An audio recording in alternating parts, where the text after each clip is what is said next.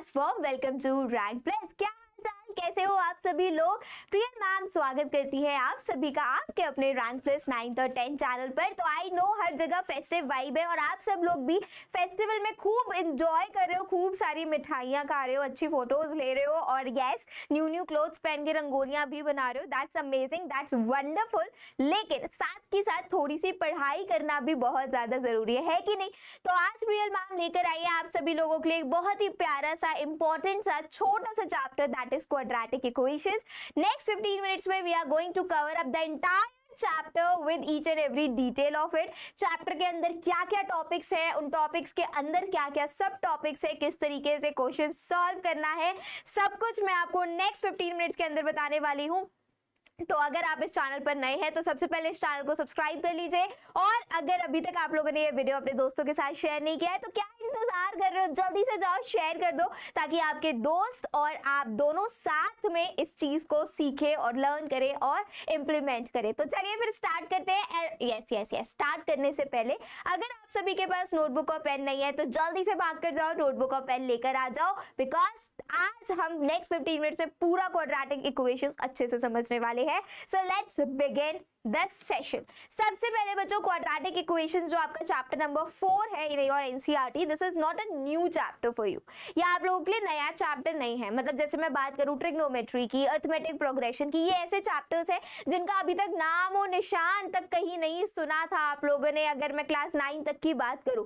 लेकिन अगर मैं क्वाड्रेटिक इक्वेशन की बात करूं तो क्वाड्रेटिक इक्वेशन क्या है, क्वाड्रेटिक इक्वेशन आपने 9th में भी पढ़ा था, 10th में भी आ गया, लीनियर इक्वेशन 9th में भी पढ़ा था, 10th में भी आ गया, सर्कल ट्राइंगल 9th में भी पढ़ा था, 10th में भी आ गया। तो ये कुछ ऐसे चैप्टर्स हैं जो हमारे जानकार चैप्टर्स हैं, हम इनको जानते हैं। तो क्वाड्रेटिक इक्वेशन भी बड़ा प्यारा सा चैप्टर है और आपने जो 9th में पढ़ा था क्वाड्रेटिक इक्वेशन में, हाँ ऑफ कोर्स अपग्रेडेड वर्जन है क्लास 10th में, कुछ एक्स्ट्रा चीजें हैं क्लास 10th में, लेकिन उसके साथ साथ पुराना जो पढ़ा था उसका भी बेहद और बहुत अच्छे तरीके से उसका भी यूसेज है आपके क्लास 10th में भी। तो चलिए मैं एकदम शुरुआत से स्टार्ट करती हूँ। मैं इस तरीके से पढ़ाऊंगी कि आपने 9th में पढ़ाई नहीं करी थी, मैं ऐसे पढ़ाऊंगी कि आपने 9th में क्वाड्रेटिक इक्वेशन नहीं पढ़ा था, बिल्कुल स्टार्टिंग से, बिल्कुल बेसिक से I am going to teach you. ठीक है, तो सबसे पहले बात कर लेते हैं कि क्वाड्रेटिक इक्वेशंस होती क्या है।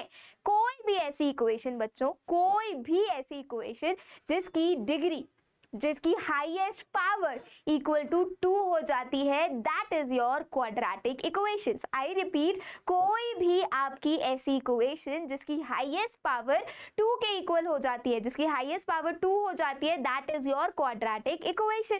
अब क्वाड्रेटिक इक्वेशन की अगर हम इसको थोड़ा टेक्निकल डेफिनेशन में पढ़े, so here is the meaning basically equation of degree 2 in one variable. किसी भी एक वेरिएबल में अगर कोई भी इक्वेशन है जिसकी डिग्री 2 है, for an example 2x square plus 5x minus 2 equals to 0, 10x square plus 3x plus 5 equals to 0, these are some of the examples of your quadratic equation. The main thing which you have to keep in your mind is quadratic equation is an equation जिसके पास हमेशा degree 2 होती है।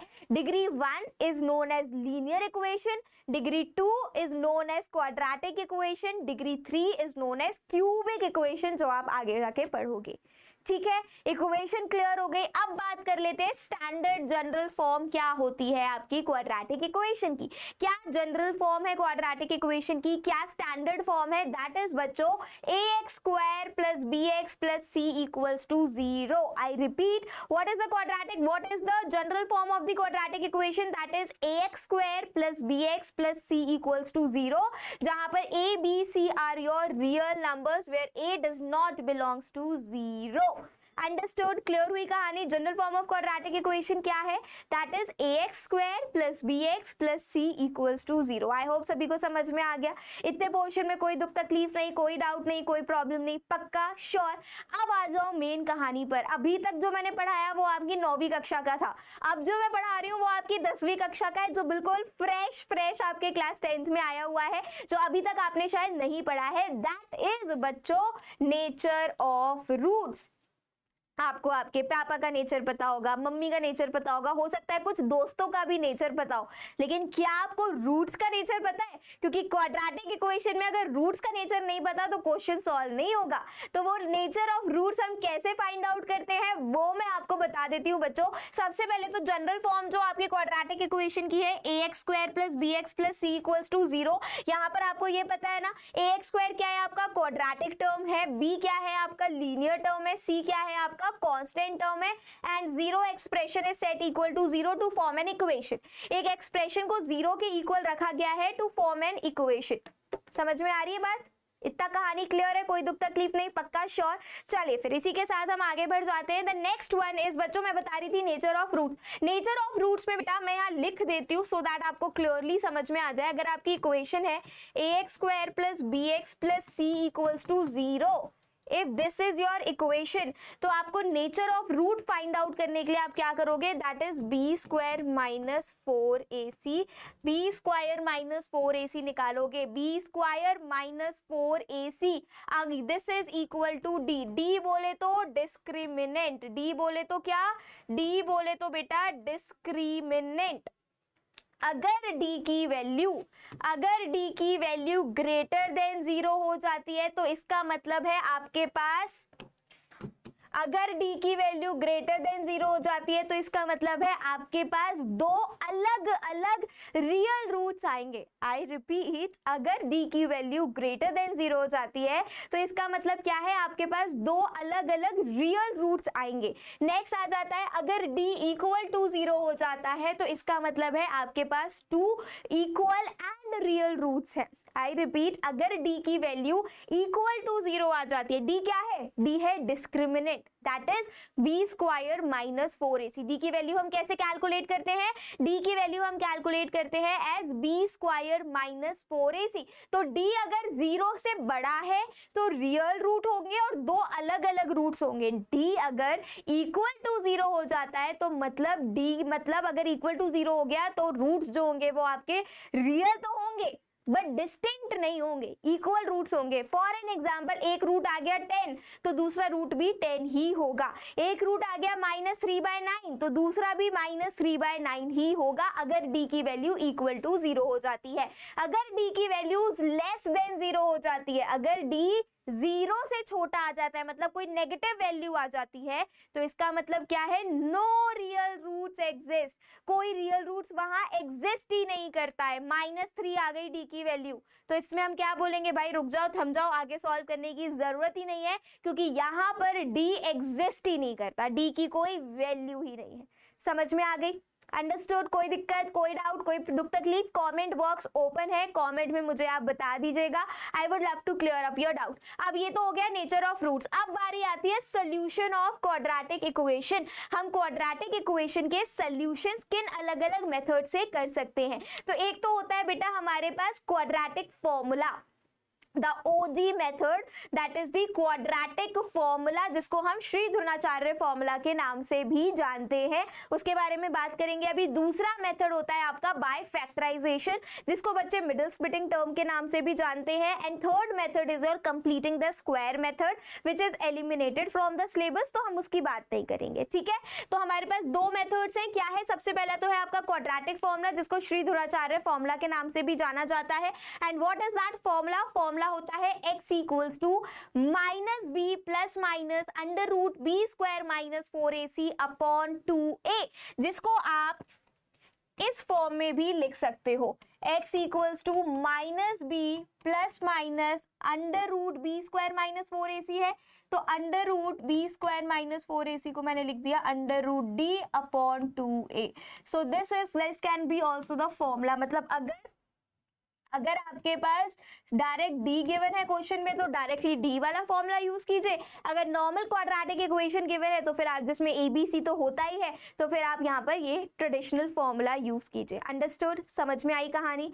कोई दुख तकलीफ, कोई doubt, कोई problem बता दो, I would love to clear it up. समझ में आ गया? चलो अब the next method, that is by factorisation method. ये तो कोई बिल्कुल भी नया मेथड नहीं है, बचपन से सीखते आ रहे हो मिडिल स्प्लिटिंग टर्म, तो ये नॉर्मल बाय फैक्टराइजेशन मेथड है। जैसे कि हमारे पास यहाँ पर एक इक्वेशन गिवन है बच्चों, 6x² minus x minus 2 equals to 0। तो अब हम क्या करेंगे, यहाँ पर हम फैक्टर्स करेंगे, a और c को आपस में मल्टीप्लाई करेंगे, कितना आ गया -12। अब -12 के आपको ऐसे फैक्टर्स करने हैं जिससे मैं प्लस माइनस करूं तो मुझे -1 आ जाए, लेकिन मैं मल्टीप्लाई करूं ना बच्चों तो क्या आना चाहिए मेरे पास, अगर मैं मल्टीप्लाई करूं तो मेरे पास -12 आना चाहिए। तो अगर मैं ले लूं बेटा -4 और 3, देखो जरा इधर, -4 + 3 मुझे -1 मिल जाएगा, मेरी कंडीशन फुलफिल हो गई, और -4 × 3 मेरे को -12 मिल जाएगा, यहाँ भी मेरी कंडीशन फुलफिल हो गई। और इस तरीके से आपने पूरा क्वेश्चन सॉल्व कर दिया। समझ में आई कहानी किस तरीके से सॉल्व हुआ? कोई दिक्कत, कोई डाउट जल्दी से बताइए।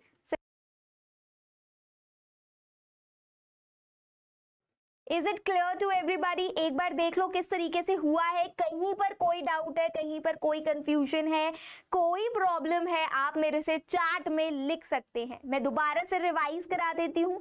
क्वाड्रेटिक इक्वेशन क्या होता है? Quadratic equations are the equations जिसकी हाईएस्ट पावर जो होती है that is equals to 2। Quadratic equation की जनरल फॉर्म होती है बेटा ax² + bx + c equals to 0।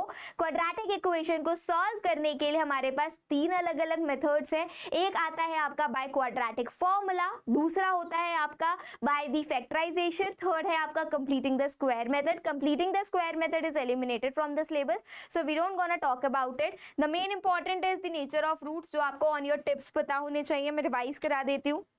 Nature of roots के लिए आपको d निकालना है। सबसे पहले d होता है बेटा डिस्क्रिमिनेंट, d की वैल्यू होती है b² - 4ac, b² - 4ac। जो बच्चे मुझे सिर्फ सुन रहे हैं बेटा वीडियो को पॉज कर दो, अभी भी टाइम है, जल्दी से कॉपी लेकर आ जाओ, पेन लेकर आ जाओ, बिकॉज यू नेवर नो ये 15 मिनट का सेशन ना मतलब गेम चेंजर हो सकता है। बहुत सारी चीजें जो आप 4-4 घंटे पढ़कर भी आपसे नहीं सॉल्व होती, वो इस 15 मिनट के लेक्चर में आपसे सॉल्व हो जाएंगे। इस 15 मिनट के लेक्चर को देखकर आप उन बड़े बड़े क्वेश्चंस को सॉल्व कर पाओगे, क्योंकि मैंने यहाँ बारीकियां बताई हैं जो आप सबसे ज्यादा गलती करते हो, जिनमें वो यहाँ पर पॉइंट्स डिस्कस हुए हैं।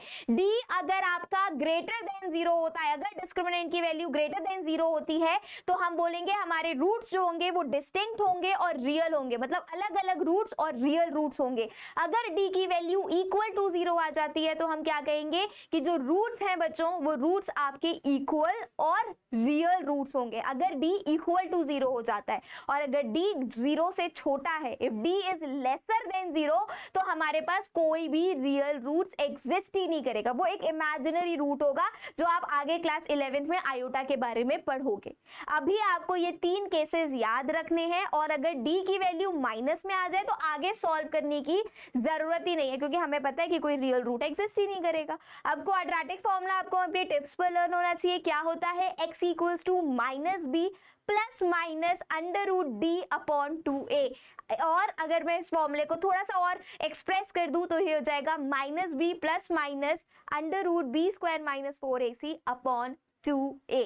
Understood everybody? तो ये था 15 मिनट में पूरा का पूरा क्वाड्रेटिक इक्वेशंस। आई होप ये चैप्टर आप लोगों को अच्छी तरीके से समझ में आ गया है। कोई भी दुख तकलीफ हो, कमेंट बॉक्स ओपन है, प्लीज मुझे बताइएगा। I will make a detailed video for you all. And yes, अगर आपको क्वाड्रेटिक के डिटेल वीडियो चाहिए तो इसी चैनल पर जाओ, इस चैनल पे हर एक चैप्टर का डिटेल्ड सेशन गिवन है।